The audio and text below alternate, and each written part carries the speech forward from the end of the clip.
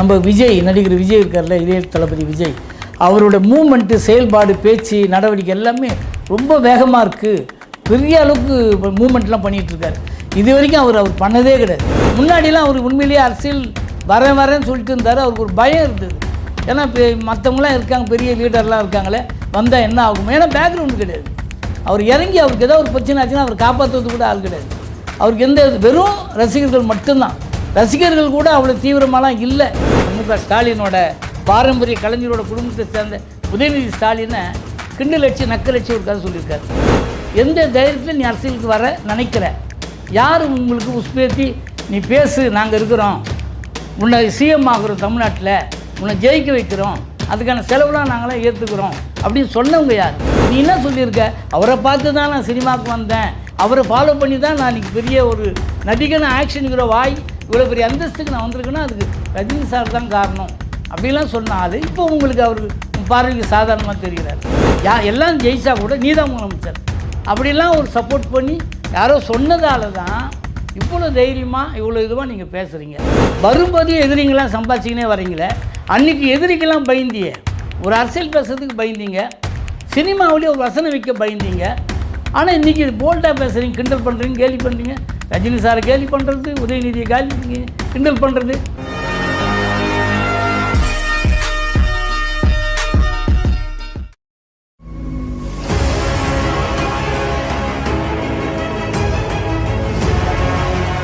திரைக்குத்து நேயர்களுக்கு வணக்கம். நான் உங்கள் பெருத்துளசி பணியில் பேசுகிறேன். இந்த வாரம் நான் பேச வந்துக்கிற விஷயமே ரொம்ப டென்ஷனான விஷயந்தான். நம்ம விஜய் நடிகர் விஜய் இருக்கார்ல, இளைய தளபதி விஜய், அவரோட மூமெண்ட்டு, செயல்பாடு, பேச்சு, நடவடிக்கை எல்லாமே ரொம்ப வேகமாக இருக்குது. பெரிய அளவுக்கு மூமெண்ட்லாம் பண்ணிகிட்ருக்காரு. இது வரைக்கும் அவர் பண்ணதே கிடையாது. ஏற்கனவே நிறைய வாட்டி அவர் பேசுவார், கொள்வார், எல்லாம் தெரியும். ஆனால் டேரிங் அட்டாக் பண்ணதே கிடையாது. ஓப்பனாக அரசியலுக்கு வர மாதிரி ஒரு பெரிய அரசியல்வாதி மாதிரிலாம் செயல்பாடுலாம் அவர் காமிச்சதே கிடையாது. ஒரு நீண்ட காலமாக அரசியல் அனுபவம் உள்ளவங்க எப்படி நடந்துக்குவாங்க, எப்படி எதிரியை உருவாக்குவாங்க, யாராவது ஒரு பேக்ரவுண்டு இருந்தால் மட்டும்தான் இப்படிலாம் பண்ண முடியும். எந்த பேக்ரவுண்டில், எந்த தைரியத்தில் இவ்வளோ தைரியமாக அவர் ஒரு பெரிய அரசியல்வாதி மாதிரி மூவ் பண்ணுறாரு. இன்றைக்கி இருக்கிற சூப்பர் ஸ்டார் ரஜினிகாந்த்லேருந்து அஜித் எல்லாரையுமே ரொம்ப சாதாரண ஒரு பார்வையோடு பார்த்து பேசுகிறாரு. குட்டி கதைன்ற பேரில் அரசியல் தலைவர்கள்லாம் அட்டாக் பண்ணி பேசுகிறாரு அப்படிங்கிறது எல்லாருக்குமே ஆச்சரியமாக இருக்கும். இல்லை அவர் தெளிவாக தான் வந்துட்டார். முன்னாடிலாம் அவர் உண்மையிலேயே அரசியல் வரேன்னு சொல்லிட்டு இருந்தார். அவருக்கு ஒரு பயம் இருக்குது. ஏன்னா இப்போ மற்றவங்களாம் இருக்காங்க, பெரிய லீடர்லாம் இருக்காங்களே, வந்தால் என்ன ஆகும்? ஏன்னா பேக்ரவுண்டு கிடையாது. அவர் இறங்கி அவருக்கு ஏதோ ஒரு பிரச்சனை ஆச்சுன்னா அவர் காப்பாற்றுறது கூட ஆள் கிடையாது. அவருக்கு எந்த வெறும் ரசிகர்கள் மட்டும்தான். ரசிகர்கள் கூட அவ்வளோ தீவிரமாலாம் இல்லை. அதாவது இவர் வராமல் இருந்தால் தானே அவன் தைரியமாக இருக்குவான். வெறும் பேனர் வைக்கிறதுக்கும் அந்த கட்ட வீட்டில் பால் ஊற்றுற மாதிரி அப்படி தான் இருந்தாங்க. ஆனால் இன்றைக்கி பக்க அரசியல்வாதி மாதிரி இப்போ நடந்த விழாவில் அவர் பேசுறது உண்மையிலே எல்லாருக்கும் ஆச்சரியமாகவும் அதிர்ச்சியாகவும் இருக்குது. என்ன இவ்வளோ தைரியமாக பேசுகிறார்? ஒன்றும் இல்லை, அந்த இப்போ நடந்த விழாவில் அவருக்கு குட்டி கதை சொல்கிறார். ரஜினி சார் ஜெயிலரில் சொன்ன கதையை இவர் திருப்பி சொல்கிறார் மறுபடியும். என்ன அவர் கதை சொல்கிறாருன்னா, முயலை வேட்டையாட போனான். குட்டி கதை அல்லது சொல்லிட்டு ஒருத்தர் முயலை வேட்டையாட போனான், ஒருத்தர் பறவை வேட்டையாட போனான், ஒருத்தர் யானைக்கு குறி வச்சான். யானை குறி வச்சா அது தப்பிச்சு, அது விட்டுருங்க. ஆனால் அவன் முயலுக்கு குறி வச்சவன், பறவை குறி வச்சவன்லாம் அதில் இதுவாகிட்டான். ஆனால் யானை குறி வச்சவன் தோத்துட்டாலும், ஆனால் அவன் யானை குறி வச்சவன் அவன் யாருன்றது தான் இவன் தெரியும். விஜயை பொறுத்த வரைக்கும் எந்த ஒரு விழாவிலையும், தன்னுடைய விழாவில் எந்த நடிகர் பேச்சும் பேச மாட்டார். அவங்கள குறை சொல்லி கூட பேச மாட்டார்னு வச்சுக்கலாம், அட்டாக் பண்ணி கூட பேச மாட்டார். ஆனால் இப்போ சமீப காலங்களில் தான் அவர் குட்டி கதை அந்த கதைலாம் சொல்லிட்டு இருந்தார். பர்சனலாகவே அவர் அரசியலுக்கு அவர் பொருத்தமானவரான இல்லை. ஏன்னா அரசியலுக்கு திடீர்னு வந்துட முடியாது. அதுக்கான பிளானு, திட்டமிடலாம் வேணும். அது மக்களோட நெருங்கணும், மக்களோட பேசணும். இவர் அது மாதிரி எந்த மூமெண்ட்டுமே பண்ணலை.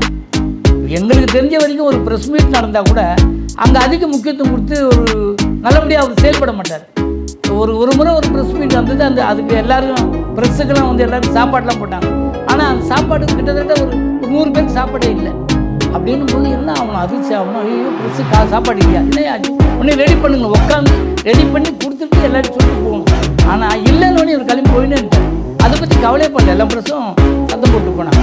அப்படி ஒரு அக்கறை இல்லாத ஒரு மனுஷன். ஏன்னா ஃப்யூச்சருக்கு பற்றி அவர் அக்கறை பண்ணல. அன்னைக்கு கணக்கு போடல. நம்ம பின்னாடி அரசியலுக்கு வரப்போகிறோம், தலைவராக வரப்போகிறோம், இல்லை இப்போ அவருக்குள்ள ஒரு கனவு இருக்குல்ல சிஎம்மாக வரணும்னு, அந்த கனவுலாம் அவருக்கு அன்றைக்கி இல்லாமல் இருந்திருக்கலாம். அதனால் அதெல்லாம் அவர் சாதாரணமாக இது பண்ணுறதே கிடையாது. எந்த விழாவுக்கும் போக மாட்டார், எந்த ப்ரெஸ் மீட்டுக்கும் போக மாட்டார். ரசிகர்கள் விழா எடுப்பாங்க. ரசிகர்கள் வந்து படித்த குழந்தைங்களுக்கு அந்த புத்தகங்கள் இலவசமாக வழங்குறது போடுறது தான் பண்ணுவாங்க. இப்போ கூட 234 பேருக்கு அவர் சாப்பாடுலாம் போட்டார்ல, அது வந்து ரசிகர் மன்ற சார்பில் பண்ணாங்க. இவர் பண்ணல, இவரும் போகல. இப்படி மக்கள் பிரச்சனைக்காக நேரில் நீ வராமல் கலந்துக்காமல் போ, எதுலையுமே நீ செயல்படாமல் இருந்து அரசியல் தலைவர் ஆக முடியுமா தெரியல. ஆனால் இப்போ இறங்கிட்டார், முழுக்க முழுக்க வராரு, அரசியல் பேசுகிறாரு, பேச்சிலேருந்தே நல்லா தெரியுது. இவங்களெல்லாம் அங்கீகரிக்கிறாருன்னா என்ன சொல்கிறாருன்னா, அது யானை, அந்த யானை கதைக்கு வர அவர் யானை கதைக்கு என்ன சொல்ல வர்றாருன்னா, நீங்கள்லாம் சினிமா நடிகனுங்க. ஒரு முயலை வேட்டையாடுறவன், பறவை வேட்டையாடுறவன், ஒரு பெரிய அங்கீகாரம் நடிகனாக வாங்கணும். இந்த சூப்பர் ஸ்டார் கூட வாங்கி நீயே இருந்துக்கோ, தலை நீயே இருந்துக்க, அவர் நடிக்கிறதுல அவங்க இருக்கும். நான் அப்படி இல்லை. ஏன் யானை? யானைன்னா முதலமைச்சர், என்னுடைய எய்ம் முதலமைச்சர் தான் நான் எய்ம் பண்ணி வந்திருக்கேன். அதுதான் என்னுடைய முடிவு. நீங்களாம் என்ன பொறுத்தவரைக்கும் சாதாரணம். நான் வந்து உங்கள் சூப்பர் ஸ்டார் போட்டி போட்டு நீயே வச்சுக்கோ, அதை தான் ஒரு கதையாக சொல்லி கிண்டல் பண்ணார். அதை விட பெரிய விஷயம், ஒரு அரசியல் தலைவர் இன்றைக்கி இருக்கிற மு.க. ஸ்டாலினோட பாரம்பரிய கலைஞரோட குடும்பத்தை சேர்ந்த உதயநிதி ஸ்டாலினை கிண்டல் வச்சு நக்கல் வச்சு ஒரு கதை சொல்லியிருக்காரு.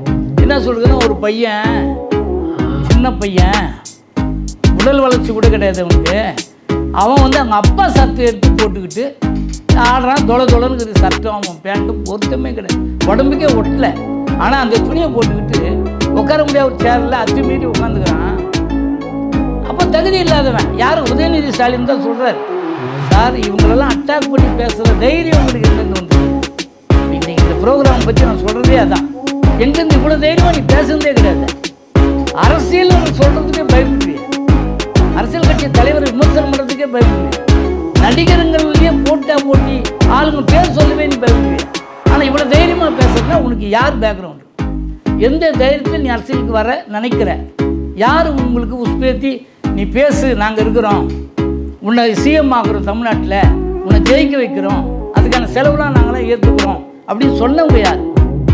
அப்படி சொன்னதால தான், அப்படி பேசுனதால தான் நீ தைரியமாக பேசுகிறது வெட்ட வெளிச்சமாக தெரியுது. நீ சொன்ன கதையிலிருந்து உன்னுடைய அரசியல் யார், உங்கள் அரசியல் பேக்ரவுண்ட் யார், உன்னை யார் இங்கே யாருன்னு சொல்கிறாங்க, யார் தைரியம் அப்படிங்கிறது நல்லாவே தெரியுது. Like, comment and share this video with your friends. இந்த கிண்டல் பண்ணி ரஜினி சார் சொன்ன அந்த கதையை கிண்டல் கேலி எல்லாம் பண்ணி யார் வீடியோஸ்? சினிமாவில் மூத்தவர். நீங்கள் அரசியலில் நீங்கள் சிஎம்னா அவர் ஒரு சிஎம் சினிமாவுக்கு. அவர் கேலி கண்டு நீ என்ன சொல்லியிருக்க? அவரை பார்த்து தான் நான் சினிமாவுக்கு வந்தேன், அவரை ஃபாலோ பண்ணி தான் நான் இன்றைக்கி பெரிய ஒரு நடிகன ஆக்ஷன் ஹீரோ வாய் இவ்வளோ பெரிய அந்தஸ்துக்கு நான் வந்திருக்கேன்னா அதுக்கு ரஜினி சார் தான் காரணம் அப்படிலாம் சொன்னாலும் இப்போ உங்களுக்கு அவருக்கு பார்வைக்கு சாதாரணமாக தெரிகிறார். இப்போ அவர் கிண்டலும் கேலியாக ஆகிறார். நீ யானையை அடிக்க போனால் அவர் இன்னும் மொழிலையும் பறவையும் அடிக்க வந்தவர். அவர் நீ போன போது வச்சுக்க, நீயே சூப்பர் ஸ்டார்ன்ற மாதிரி சொல்கிறீங்க. காரணம், நான் சிஎம் ஆக போகிறேன், நீ நடிகன் சூப்பர் ஸ்டாராக இருந்துக்கோ, நான் சிஎம்க்கு எய்ம் பண்ணிட்டேன், நீங்களாம் எனக்கு சாதாரணம், நீங்கள் எனக்கு போட்டியே கிடையாது அப்படி தானே எல்லாருமே நீ பேர் சொல்லி சொல்கிறீங்க. இது வரைக்கும் அப்படி சொன்னது கிடையாது. உனக்கு யார் பேக்ரவுண்டு அப்படிங்கிறது நல்லாவே தெரியுது. தமிழ்நாட்டு அரசியலில் இந்த அரசியல் உள்ளே வரணும்னு நினைக்கிறவங்க யார் நினைக்கிறாங்களோ அவங்களோட ஐடியா என்னன்னா, வர முடியாததுக்கு எது தடையோ அந்த தடையை உடைக்கணும். அந்த தடை யார்? திமுக. அந்த திமுகவோட ஆட்சி இங்கே நடந்துகிட்ருக்கு. அந்த திமுக ஆட்சி கலையணும், அல்லது சட்ட ஒழுங்கு பிரச்சனை வரணும், வந்ததுன்னா அல்லது அந்த ஓட்டை பிரிக்கணும். பிரித்தா தான் திமுக கட்சியை காலி பண்ண முடியும். பண்ணாதான் நாங்கள் உள்ளே வர முடியும். நாங்கள் உள்ளே வர்றதுக்கு நீங்கள்லாம் உதவியாக இருக்கணும். ஏற்கனவே அவங்க பிளான் பண்ணாங்க, அது உங்களுக்கே தெரியும். ஒருத்தர் நம்ம சத்தமாக பேசிகிட்டு இருக்காரு பாருங்கள், வேகமாக பேசிகிட்டு இருக்கார். அவர் ஒருத்தர், அவரையும் நியமித்தாங்க. அவர் யார் கூட நான் கூட்டணி வச்சுக்க மாட்டேன், நான் தான் தனி, நானே எல்லாமே பேசிகிட்டு இருக்கார் ஒருத்தர். அவர் இன்னொருத்தரை நியமித்தாங்க. அவர் பார்த்தா காங்கிரஸ் கூட்டணிக்கு போயிட்டார். இப்போது அவரையும் நம்ப முடியல. அப்புறம் கடைசியில் ரஜினி சாரே கூப்பிட்டாங்க, வந்து நீங்கள் வாங்க, நீங்கள் வந்தால் தான் எங்களுக்கு சப்போர்ட்டாக இருக்கும், உங்களே தமிழ்நாட்டுக்கு சிஎம் ஆக்கிக்கிறோம், தமிழ்நாடு தலைவராக இருங்க, அண்ணாமலை கூட தூக்கிக்கிறோம் அப்படியெல்லாம் கெஞ்சி கூப்பிட்டாங்க. டெல்லிக்கே கூப்பிட்டாங்க, போனார், வந்தார். கொஞ்சம் மிரட்டி கூட பார்த்தாங்க அவரை. இன்கம் டேக்ஸ் ப்ராப்ளத்தை எல்லாத்துலேயுமே பேசி பார்த்தாங்க. அவர் அதை பற்றி கவலைப்படல. முடியாது, அரசியல் எனக்கு வேணாம் அப்படின்னு வந்துட்டார். வந்ததுக்கப்புறம் தான் அவங்களுக்கு இன்னும் குழப்பம். அப்போ நம்ம உள்ளே வரவே முடியாது, என்ன வழியை நம்ம யோசிக்கும் போது தான் இன்கம் டேக்ஸ் ப்ராப்ளத்தில் அவர் விஜய்க்கு ஒரு ப்ராப்ளம். அது ஏஜிஎஸ் கம்பெனியில் வந்து அவங்க கொடுத்த சம்பளம், இவர் சொன்ன சம்பளம், அதெல்லாம் குழப்பமாகி சிக்கலாகி ஃபைல்லாம் போய் அது ஒரு சிக்கலாகி லாக் ஆகி அவர் இருக்கார்.